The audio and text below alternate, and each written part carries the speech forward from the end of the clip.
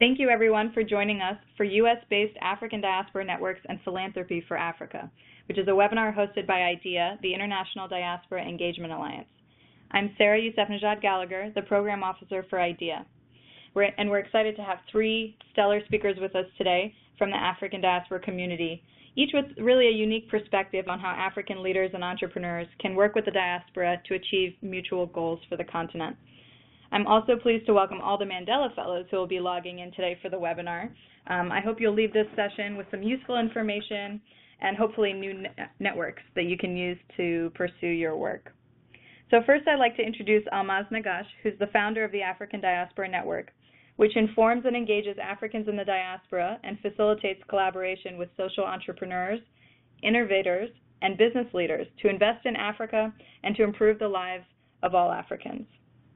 I'm also pleased to welcome Salome Lema, co-founder and director of the organization Africans in the Diaspora, which aims to unleash the philanthropic and intellectual capital of the diaspora to advance sustainable development on the continent.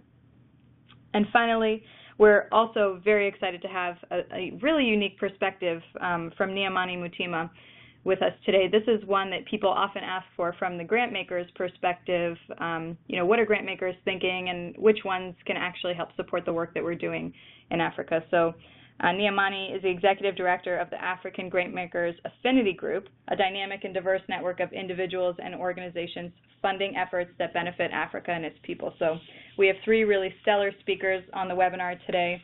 And before I turn it over to them, I do want to share just a little bit more about IDEA, because we have some resources as well that you can take advantage of.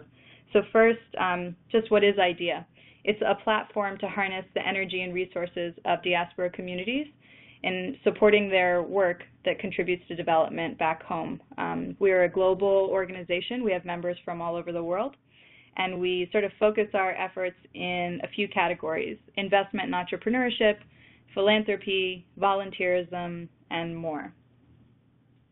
And in terms of the really specific resources I think would be valuable for the people on this call, there are three. One is our Diaspora Map, another is our monthly training series, and finally, for those who are more sort of entrepreneurial focused, our mentoring group online.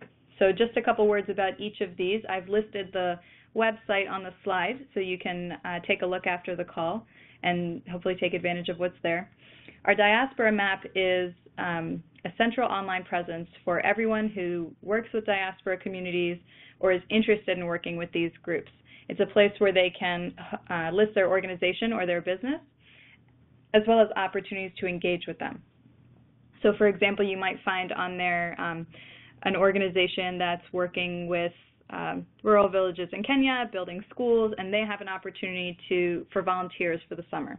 All of that would be listed on the map, and you can search and sort for exactly what aligns with your interests and your work. And that website is map.diasporaalliance.org. The second piece is capacity building initiatives. So this webinar is part of a larger series of at least monthly webinars where we go through different kinds of resources and training opportunities for diaspora and also for entrepreneurs and leaders in other parts of the world. Topics we've covered before include strategy, fundraising, volunteer management, etc. Basically things that our members have told us they want training on and would be valuable to access. So we provide those free trainings at least once a month. And if you want, you can go to our website, which is diasporaalliance.org/resource. That's where you can find recordings for all of our previous webinars in case this is the first one you've joined. And then finally, for those who are entrepreneurs, we have an online mentoring group on the platform micromentor.org. So if you go to micromentor.org/idea, you can join our network for free, either as a mentor or an entrepreneur. And the goal of the platform is to connect people with one another based on not just their business experience or skill set, but also maybe what region of the world they work in, so they have some additional cultural competency to really help support and foster a solution to the business challenge that they're going to face together. So that's micromentor.org/idea. That's all I'm going to say, and now I'm going to turn it over to Almaz Nagash of African Diaspora Network. Thanks, Sarah. Thank you, everyone. My name is again Almaz Nagash. I am the founder of the African Diaspora Network. I am based right here in the heart of Silicon Valley in Sunnyvale near Palo Alto and San Jose. I am happy to be with you. So the African Diaspora Network actually started as a way to kind of change the narrative of Africa. We live in a valley where there's tremendous innovation and entrepreneurship, and yet there was very little voice being heard about Africans, and I thought maybe this would be a good opportunity for me with my idea to see if we could create the African Diaspora Network to try to harness knowledge and mainly to really get our community together on the idea of supporting each other locally, but also making a difference in the continent. The reason is we're big in terms of number. We provide about $30 billion in remittance per year to the continent, 3 times more than what Africa gets in aid, and yet the narrative of Africa has always been this aid recipient. We actually, the diaspora, provide tremendous support to their families and community. The question always is, how do you scale remittance? We're still working on that, and I think there's a lot of research being done and work being done on it. The other thing is Africa is growing, and by 2040 we know it's going to have the largest workforce. And I think the idea is usually, what is it that we're going to do? It's not necessarily what other people are going to do for Africa, but also the African diaspora. What are we going to do? So that was the genesis, and it's been almost 5.5 years, but actually 5 years in trying to get the grassroots movement on this, but just by the fact that we happen to be located in Silicon Valley, and I also think we kind of captured the imagination of Africans and Friends of Africa, that if we are here in the Valley, could we actually then create a system in which Africans who are, and Friends of Africa, I just want to clarify, our platform is not necessarily Africans by birth, but also Africans by affinity. So we have a very diverse group of people from around the world that are part of the African Diaspora Network. And what we wanted to do was, so what kind of partnerships can we form? At the beginning, ADN was primarily providing resources to mostly nonprofit organizations and individuals who are looking access to funding or access just to connections. But as we start to grow and start to create some more interest in the Valley, we learned that actually what we are good at is bringing the entrepreneurs and potential investors together. So we would like to see ourselves, and I think we will be in some ways, because we happen to be in a place where there is a lot of money and a lot of knowledge and a lot of resource that a hub for entrepreneurs and investors. We would like to see ourselves to become that marketplace where African entrepreneurs have access to investors and vice versa. And the other thing is, the value that I think we bring is we have a tangible result in that we build trust with each other. Individuals, we give people a platform to build trust with each other. I really believe that for any change to happen, whether it's in business or in community development, people have to build a relationship, and relationships build trust, and trust builds action. I think we're moving toward that, and to do this, we actually we hosted the first African Diaspora Investment Symposium in January this year.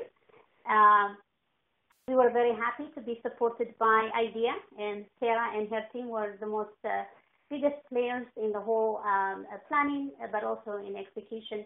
And we've had more than 250 people from all over the world trying to exchange ideas and find possible partnerships. And what we've noticed is that it is moving on, and we've got a lot of people working on many different projects. As such, we have been asked to host the next one, and it's going to be January 27 and 28 of 2017. Why do we want to do this? Again, we've realized we have a space. We have a role to play as Africans and Friends of Africa right here in the Valley. And I think one of the community requests from us was How about women's role in? And I have to say we are very big on that. For the last 3-4 years, African Diaspora Network actually supported not only by hosting but also providing financial support to African women in technology.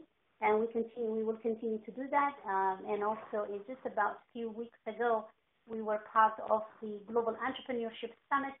And I am happy to say that of the 100 businesses that came from Africa, 47 of the entrepreneurs were women from the continent.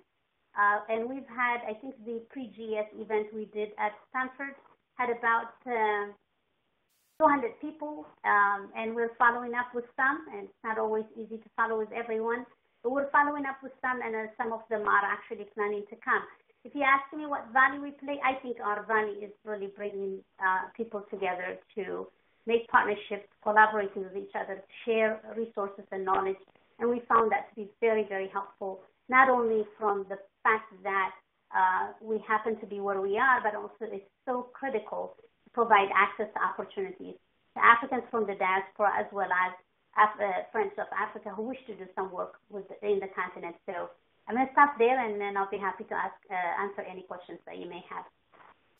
Almaz, thank you so much. And there's one thing you mentioned, but I wanted to bring everyone's attention to is the great job that African Diaspora Network does, especially of making sure that women and women in technology especially are incorporated into this conversation when we're talking about investing in the continent. And I did attend the investment symposium in January. It was a fantastic opportunity for everyone to convene together and talk about the challenges and more so, even more than the challenges, the opportunities for all of us to engage in Africa's development.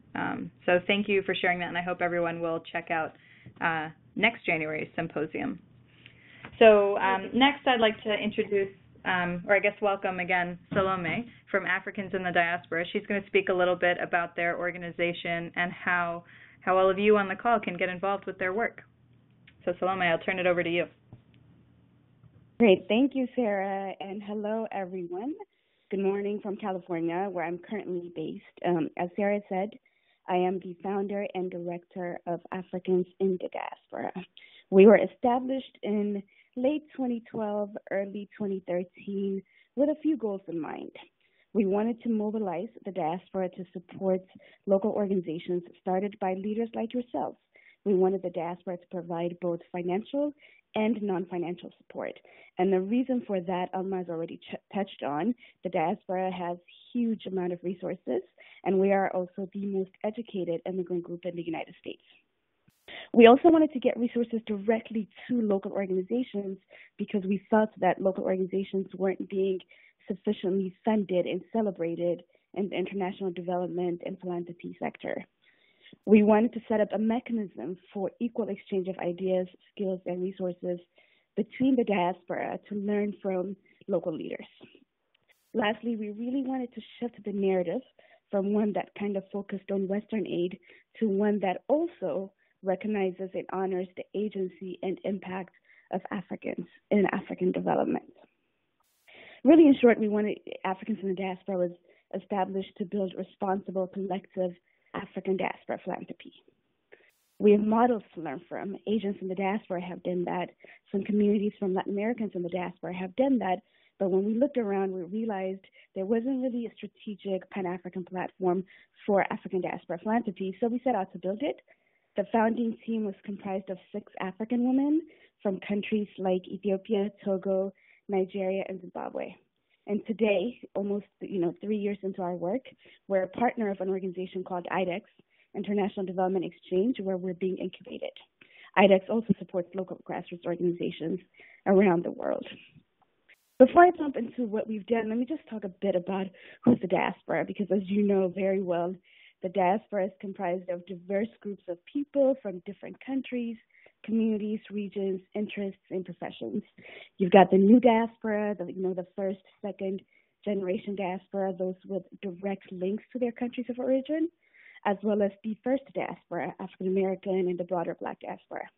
When we started our work, we really wanted to start focused, so we centered it on young professionals in the new diaspora, and we also narrowed the countries where we sought grantee partners to those that receive the largest flow of remittances. We wanted to track the flow of philanthropy with the flow of remittances. However, our goal has always been and still remains to be expansive and inclusive in terms of diaspora identities, but also the countries where we fund. In fact, today our community is made up right now of diasporans from all types of backgrounds, from the US, the UK, other parts of Europe, as well as Friends of Africa. What we've accomplished since we started is really we've honed in on strategic grant making to local grassroots leaders and organizations. We've supported 16 organizations led mostly by young people and women working on a wide range of issues. We funded in 7 countries, which are Kenya, Ethiopia, Senegal, Nigeria, Zimbabwe, Sierra Leone, and Liberia. And we're proud to say we've raised over $200,000 in grants for these partners in these countries. We give small grants that range from 10 to 20,000 or so. We've also engaged the diaspora in conversations. We've held small convenings like dinners as well as big convenings like events to get the diaspora engaged with what's happening on the ground and to learn about the work of local leaders that are changing their communities. We've supported organizations like the SNAP Center in Senegal, which offers business education and incubation support to young people. SNAPS was started by young people to address the youth underemployment problem in Senegal, and it equips next generation leaders not only with business skills to excel, but also with social impact skills to do so in a socially and environmentally sustainable way. We've also engaged the diaspora in emergency response through a collaborative initiative called Africa Response, which we co-convened with other leaders in the diaspora.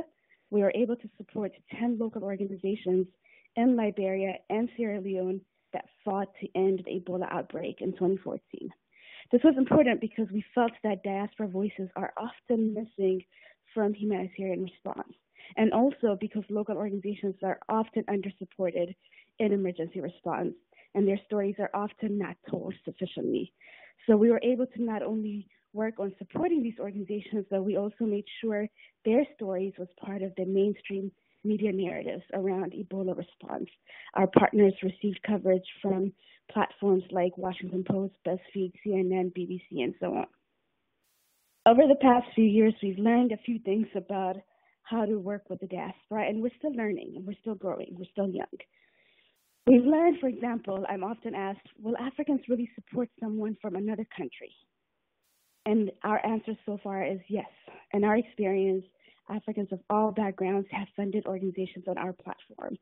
And sometimes, even when there's an organization from their country of origin, some have opted to support another because they have an affinity with the issue that other organizations are working on. We've also learned that it's one thing to say you mobilize Nigerians in the diaspora or Ethiopians in the diaspora, but Africa's a continent, and therein lies a challenge of bringing diverse groups of people together and an opportunity to build a platform for solidarity grant making. And we've learned that because Africans have a legacy of Pan-African identity and movements, as well as the unfortunate realization that once we come here, for example, in the United States, we're all seen as Africans first, we can build on that to make an effective and successful Pan-African platform for philanthropy. We've also been inspired by the stories that our partners have told us. Many of them have said the power of our grant making has not only been the money that we've provided, but when they share that story with their communities, they've actually been able to leverage more support from their own communities because people are inspired or so connected to the African diasporans from their communities giving back to them. We've also realized that the diaspora is clearly more than a cash cow. We can't just ask the diaspora to give money. People are interested in transferring their skills, ideas, passion, and voice. We often focus on the remittance figures, which is about $60 billion a year, but really diaspora engagement needs to be more than that. Finally, we have also learned that we have to start engaging the diaspora through education. Unfortunately, because of the legacy of aid, for many, there's a bad taste when it comes to attitudes towards civil society, and we need to start rebuilding trust in African-led organizations and social enterprises. Lastly, we realized we need more research, we need more information. We don't have enough on diaspora giving. And this summer, we have a project where we're working on trying to at least understand the nature and scope of diaspora giving, and we hope our small research project can be used to actually start a bigger, more formal research project around African diaspora philanthropy. We really hope to connect with young leaders like yourself across the continent, and there are several ways in which you can reach us. One is the obvious, which is to go to our website, africansinthediaspora.org. Please visit the website and sign up. That's the only way we can learn about your work. We're actually working on setting up a nominate yourself or a nominate another organization platform so that you can provide information about your work. We know that we're not going to be able to support every organization we come into contact with, but we do want to build an intentional database of organizations led by African leaders that people in the diaspora and Friends of Africa can learn about and support if they choose to. Currently, we're focusing on 3 issue areas. We're focusing on food, climate, and economic justice issues. If you work especially on those areas, please do reach out to us through our website, and we'll be happy to connect and explore what the broad range of partnerships and possibilities look like. I will stop now and take questions perhaps later. Thank you, Salome. That was a great overview of what you guys do, and thanks for really bulleting out those ways that those on the call can connect with your organization. The thing I really like about Africans in the Diaspora is the sort of coherence and organization you bring to this work. Everyone knows that the diaspora are supporting projects and organizations back home and in other sort of neighboring countries or countries in other parts of the continent, but your organization really brings some cohesion to that and some formality, which is important when we're trying to study that, for example. And as you said, can contribute to the additional research and education that's needed around this. So thank you for that. If you have questions for Salome or Almaz, please send them through the chat box. And we're going to go to Niamani next, and then we'll do questions for everyone at the end. So with that, I'll turn it over to Niamani Mutima from African Grantmakers Affinity Group. Thank you very much. And just one point of clarification, we're the Africa Grantmakers Affinity Group. We're geographically, it's quite all right. We're a geographically based organization. But I want to thank the organizers for including me on this webinar. The Young African Leadership Initiative certainly does recognize the central role that the next generation is playing as shapers of culture and crafters of the vision for tomorrow on the continent. So first, I'm just going to talk briefly about the formation and work of the Africa Grantmakers Affinity Group, and then followed by some comments about the diversity of private funders active in Africa, and then conclude with some data highlights from our report on U.S. Foundation funding for Africa. You can find out more about our work on our website, which is www.africagrantmakers.org. You can download the report I'm going to talk about. You can download some resources and find a little bit more about what we do. So just as in the NGO sector, there are organizations that work to help NGOs to be more effective in their work, the philanthropy sector also has philanthropy support organizations that work with foundations and donors to help deepen their understanding of the issues so that their philanthropy can be used more effectively. And this is particularly important when it comes to Africa because it's really important, we feel, for grant makers and funders to understand the context, the diversity, and the complexity of working on the African continent and to help to demystify the concept of Africa and to underscore that Africa is not a country. There are many types of grant maker associations or funder networks that are organized around issues and geography. There are philanthropy support organizations based in North America, in Europe, and in Africa that work to galvanize philanthropy and direct its resources to where it can make an impact. So the Africa Grantmakers Affinity Group actually emerged from the South Africa Grantmakers Affinity Group, which was an informal network that was active in the 1990s. And the South Africa Grantmakers Affinity Group worked to highlight opportunities for American foundations to support efforts to end apartheid in South Africa and to improve conditions in communities throughout countries in Southern Africa. In 2000, the South Africa Grantmakers Affinity Group reorganized and reconstituted as the Africa Grantmakers Affinity Group and expanded its scope and focus to include the entire continent of Africa. So we're a membership network of grantmakers and funders who have a formal mechanism for making grants. Our members range from large endowed foundations such as the Ford Foundation and Carnegie Corporation to grant-making public charities such as the Global Fund for Children and Global Green Grants, to corporate given programs such as MacAids and Johnson & Johnson. And although most of our members are headquartered in the United States, we also have members based in African countries such as Trust Africa in Senegal, the African Women's Development Fund in Ghana, and the Kenya Community Development Foundation in Kenya. The Stephen Lewis Foundation, for example, in Canada, and Christian Aid based in the United Kingdom are also members. So our members reflect the diversity of funding interests and approaches among funders active in Africa. And they range from support for academic, medical, and research institutions to funding for community-based organizations that deliver services to grassroots advocacy organizations.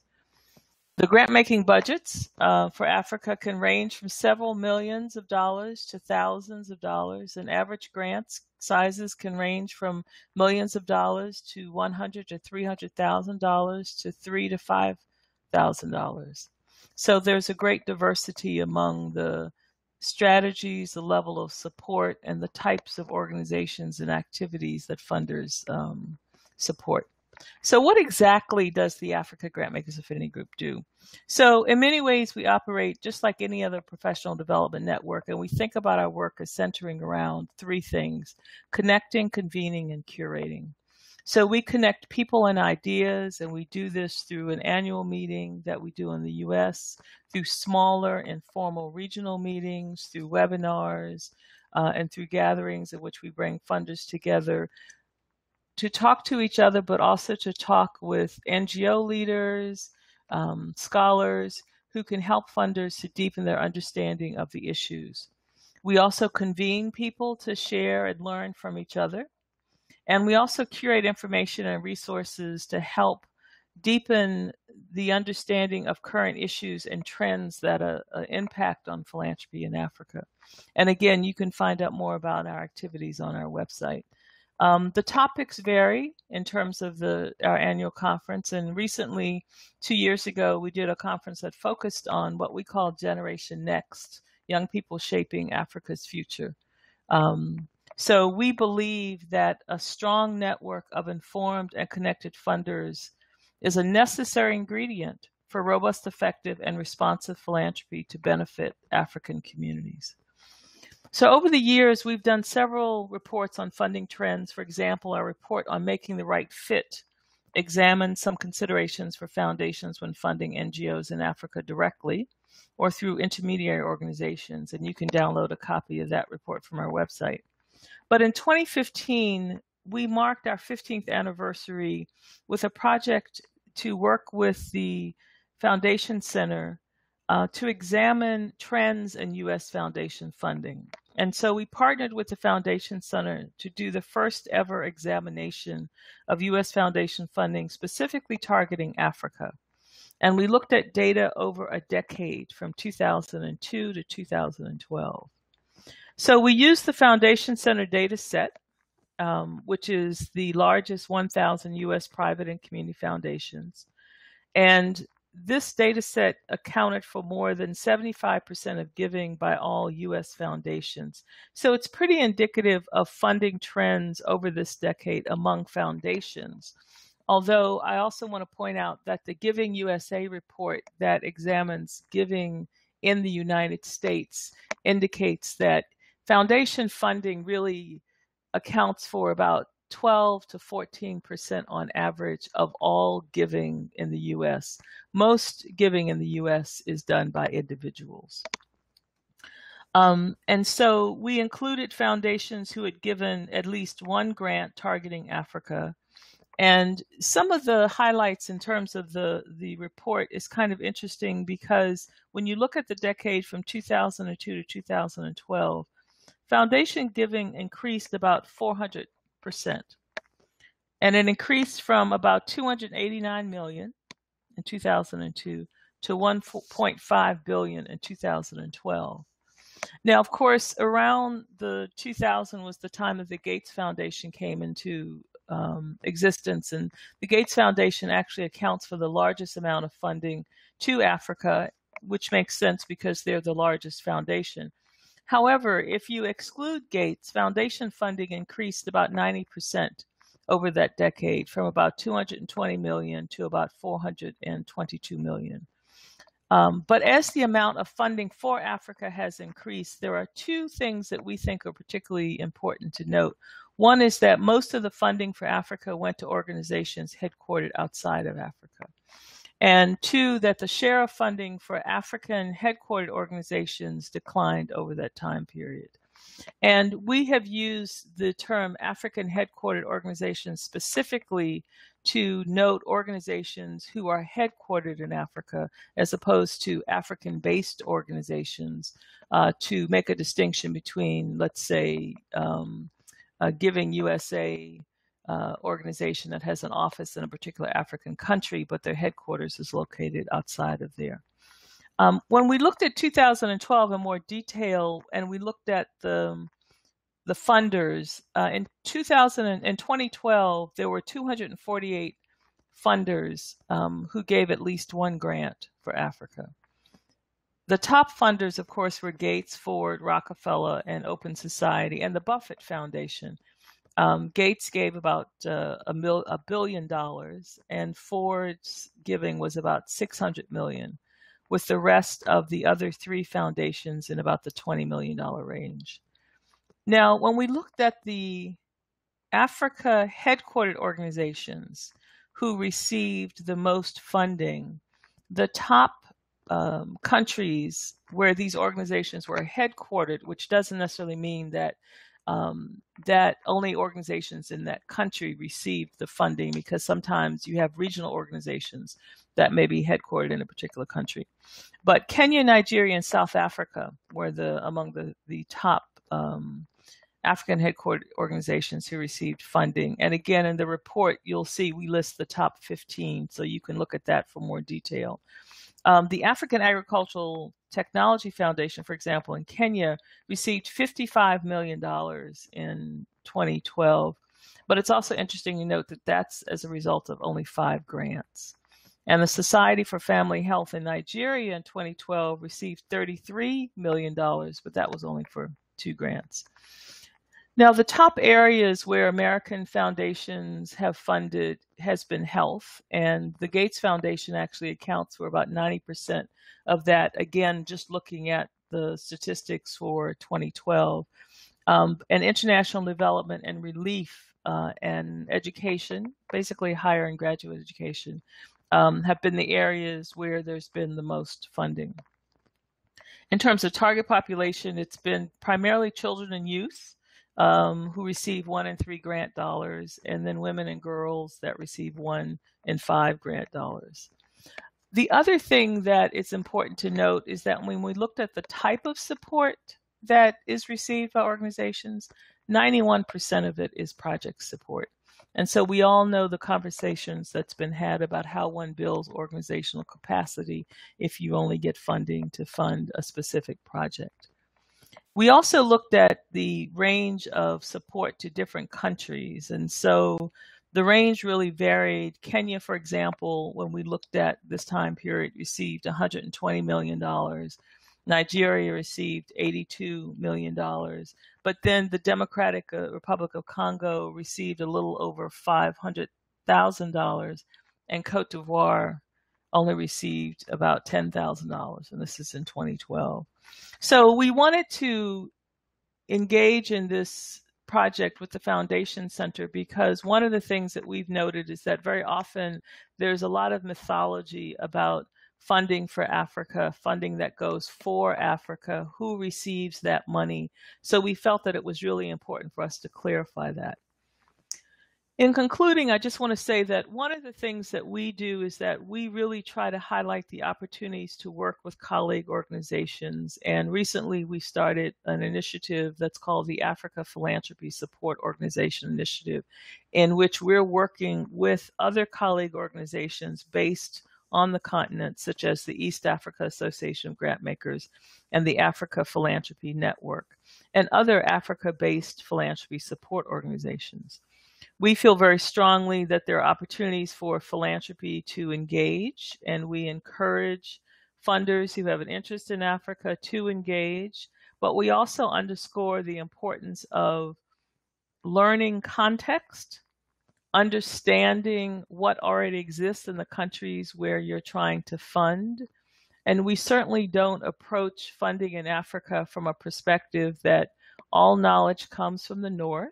We also don't approach it with a perspective that if you don't know about something, it doesn't mean that there's nothing that exists there. And that in terms of the resources, that Africa as a continent is very rich in resources, and that there's skill and expertise that the Young African Leaders Initiative Fellows represents in terms of talent. And so one of the things that we try to do is to say that philanthropy has a role to play in partnership in working with organizations based on the continent, and that philanthropy can make a difference, but it has to be informed and engaged, and it also has to represent that it's not just about money. So with that, I'm going to end, and thank you very much. Yeah, Mani, thank you very much for that insight. I think it's a rare perspective and one that people are often asking about. Who is funding work on the continent, and what are their interests, and what's the specific mechanism for that? So thank you. I think that report that you did with Foundation Center is a really valuable one, and people are commenting about what good information this is that you just provided. So I want to turn to questions now and give everyone a chance. We've had some questions come in through the chat box, and while we're receiving more, I can ask our speakers the few that have come in already. So maybe first, if we could go through each one of you and just give one line, if you have one statement, one immediate call to action about how the callers, and specifically African leaders and entrepreneurs, can get involved with your work, just to sort of summarize. So Niamani, maybe we can start with you, and then go Salome, and then go Almaz. We are always interested in deepening our knowledge about what organizations are doing and what they're learning about approaches that are making an impact and approaches that are working. So for me, although we do not assist with fundraising, although we feel that the information that we have on the website can be helpful to the fellows, I'm particularly interested in being aware of the types of work that they're doing, what they're learning, because it's my role to always make funders who are interested in Africa aware of organizations who are doing work, approaches that are making an impact. So I think the important thing that I would say to the fellows is to make sure that you're communicating broadly about the type of work that you're doing and the organizations that you're working with, because that's important. Excellent. Salome, if you can go next.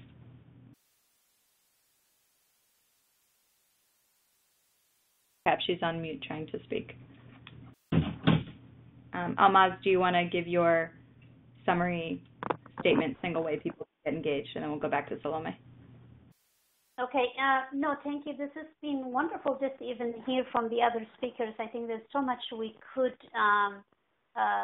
think about what the diaspora can do, but the way in which I'd like you to partner with us, or just even send me information about what you're doing, is just go to our website, African Diaspora Network.org, and we'll be happy to support and provide resource if we have any. If not, we always follow up, and that's probably one of the good things we have. From hearing everyone from the philanthropy to the social services that get provided to grassroots in Africa. That's what we're heading with the African diaspora here in the Valley, and what we wish to see happen is that I think it's the resources. I am amazed by the younger African diaspora and also Africans in Africa that are innovating and creating amazing technology that will transform society. My question always, and I'm always aware of this, as we try to really increase business opportunities in Africa, I continue to ask myself, we must be aware of the challenge that the continent faces.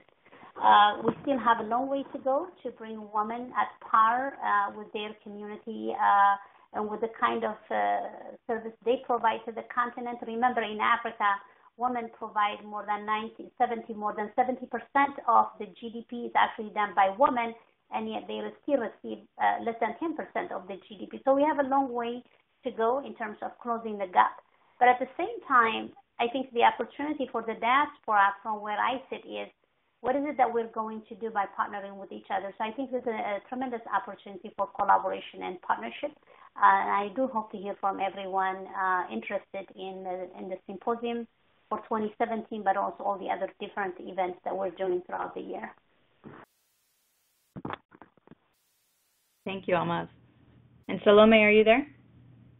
I am. I'm sorry. The mute button was frozen. To answer your question in one line, we would love to get in touch with you. The best way to engage with us is to reach out to us through our website, which is africansinthediaspora.org. africansinthediaspora.org. Please sign up on there. Reach out to us. You can email us from the website. From there on, we can send you a nomination form or an organization form to learn about your work, and we can take it from there. But the best way to contact us for now is africansinthediaspora.org. Great, thank you. Okay, so I'm gonna go to some of the other questions from the speakers. So from Addie, this is for Salome. Where can attendees access information about your grant recipients thus far? You can also access that on our website at africansinthediaspora.org. You can go to the section that says organizations, and you'll learn about some of the partners we worked with through our regular funds program, as well as the ones we worked with through Africa Response. We haven't listed all of the partners intentionally, but most of them are on our website. Excellent. And one of the other questions for you, just since we're already with you, someone's asking about areas of partnership and support with Africans in the diaspora. So I think they're thinking of working with you. What are some of the main areas of partnership and support? And I know you mentioned the sectors you guys are currently focusing. Maybe you can reiterate that and any other sort of relevant overlap. Yeah, absolutely. So currently we're active in, as I mentioned, Kenya, Ethiopia, Senegal, Nigeria, and we've also funded in Liberia and Sierra Leone. We are focusing on 3 areas.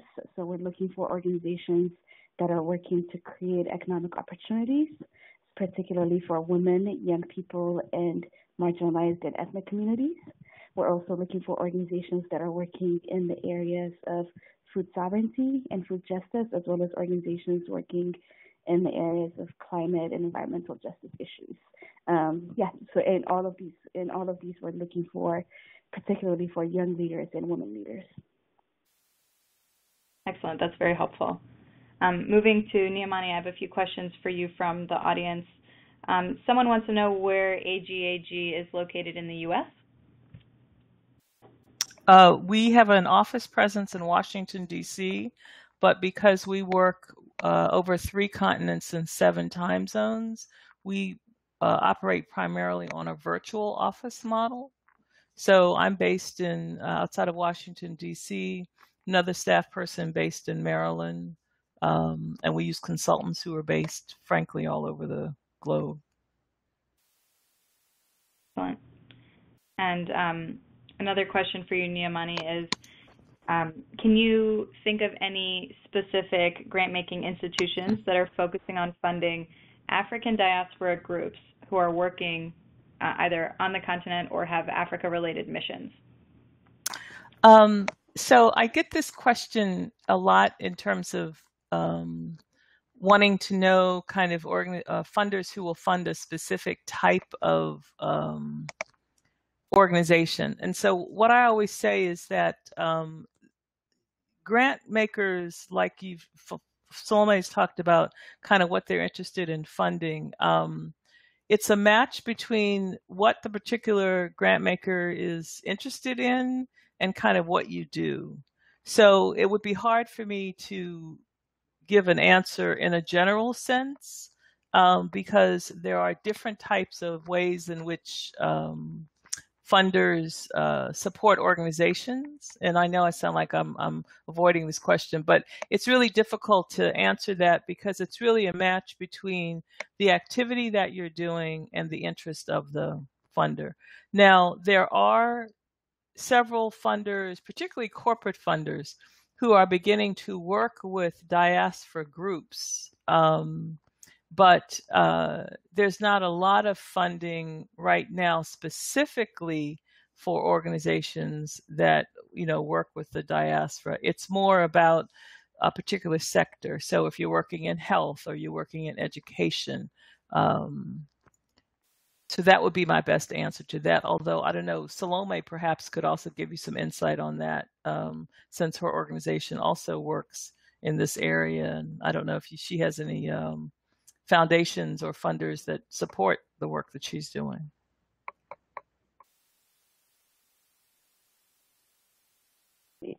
Yeah, Nimani, thanks for that. I would agree with what you said. I think there are quite a small number of foundations, private, public, or corporate, that are supporting diaspora work directly. Most often prefer to support groups in Africa directly.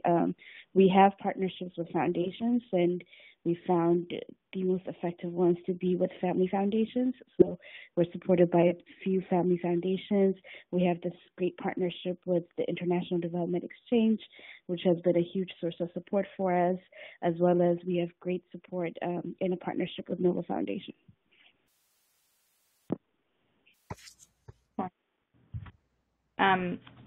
Great. So the questions are really pouring in now, and we only have about 10 minutes left, so I'm going to try to bang through these a little bit quickly.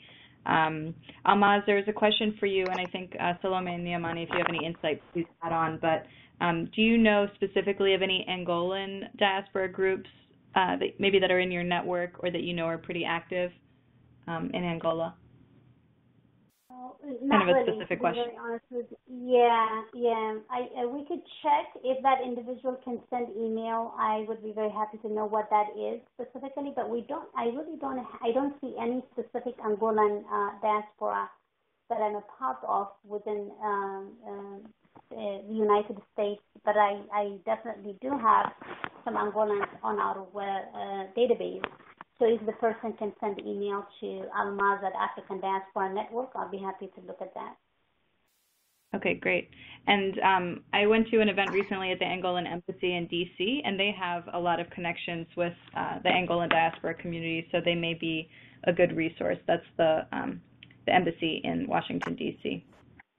And Almaz, can you reiterate the dates of the next African Diaspora Investment Symposium and how people can get involved with that? Specifically these leaders from the African continent? Okay, it's January 27th through 28th. It's 2 days, and it will be here in the Valley. They can contact me directly through the website. Just sign up on the website. And just specify that you're interested in the symposium. We'll be very happy to send detailed information. Excellent, thank you. And the next two questions are actually for all of the speakers. So Salome, maybe we can start with you and then go to Niamani and then to Almaz. So one of them is how does your organization engage with AGOA, if you do engage with the African Growth and Opportunity Act? And the other one is a little more specific. It's about how a diaspora academic in the U.S. who is working or who's also an entrepreneur in Africa, so sort of that dual piece, U.S. academic, African entrepreneur, be involved in the work that you do. So one is about AGOA and one is about this particular profile. So Salome, maybe you can start with that. Sure, great questions. We have not engaged with AGOA to date, but we're starting to, as we start to think about and implement our policy and advocacy work, we will be engaging with it a bit more moving forward. In terms of how an African academic can engage with us, we actually, on our website, again at africansfromthediaspora.org, under the Invest section, we have something that's called a talent call. We're asking diasporans to share their talents with us to see what skills, tools, and resources they're able to provide for our partners. And where appropriate and possible, we would love to work with you, and we would love to connect you with our partners. So please complete the talent call on our website. Excellent. Niamani, do you have any insight on those? So AGOA is, that's a legislative bill in terms of U.S. government. So we don't have any, relationship with AGOA. One of the things that we do as part of our education of funders is to sort of educate them about what types of U.S. foreign policy bilateral funding is happening, particularly in the areas where they're funding, just so they have an understanding of sort of what else is happening so that they can be more informed. So in terms of that, although I will say that, there's been a lot of writing and discussion and controversy back and forth on whether or not AGOA has really helped the continent or not. And so this is around issues of trade and whatnot, which is a little bit outside of my area of expertise. And in terms of engagement, so Africa Grantmakers, we're a membership network of organizations that fund in Africa. So engagement with us as far as membership is somewhat restricted in the sense that it's really only open to grant makers and funders who have a formal mechanism for giving, right? So we don't have, for example, a lot of members who are individuals. But one general comment that I do want to make, actually there are 3 points that I want to make. One is that, as you probably saw from the report, there's a perception that there's a lot of money from U.S. private foundations for Africa. And I think in relative terms, the report should indicate that that's really not true, that you've got 248 funders out of 1,000 who gave perhaps one grant that represents 75% of the international grant making. So, and you look at 54 countries, and if you look at that report and you see that there are about 12 or 13 countries that nobody funded during 2012. So one, I don't know whether or not, in all honesty, whether or not American foundations are that open in terms of entrepreneurs who are looking for support for their project. That being said, funding is really about matchmaking. It's a match between, the activities that you're working in, what it is that you're trying to do, what your theory of change is, the sector that you're working in, and what the interest of a particular funder is. And I guess it's also true in terms of people who, do investment in terms of entrepreneurs. The third thing I want to underscore is that most of the foundations you will find don't accept unsolicited proposals. So this really does make it difficult for people to access them, because usually they have a particular area that they want to fund in. They already have identified, organizations that they want to work with. And again, foundation funding really represents only about 12 to 14% of American giving. So I always tell people to don't forget that it's the American public, in terms of public charities, that really provide the lion's share of support for philanthropy in general. And this would follow suit as far as Africa is concerned as well. Great, thank you. And Almaz, does ADN engage with AGOA in any way? Yeah, actually, I do give presentations. It's actually my background is international business, so I actually do provide. I follow AGOA, and I think for those of you who are familiar or not, is that AGOA is both. It has tremendous opportunity, but also it's very challenging. There are so many criteria any country has to follow in order for them to adhere or even get the support. So I think Solomon mentioned something that's very important to what she probably can do. Advocacy on the side of how AGOA is actually whether it's providing the services needed and the funding needed and the trade openness for Africa still is questionable, but it does provide to those countries that participate. There is a lot of advocacy needed to be done, so I am not part of it, but I think it would be great to see what Salome and her group can do, because there's a lot of work that needs to be done on AGOA. You cannot take it at face value, but it does have some really good value to those who use it, and there are some countries in Africa they are not a part of, and there are many reasons for it, so I kind of follow it because it's just part of my previous work, but it's also part of my consulting work. On engagement with education and all, I think it's very critical for us.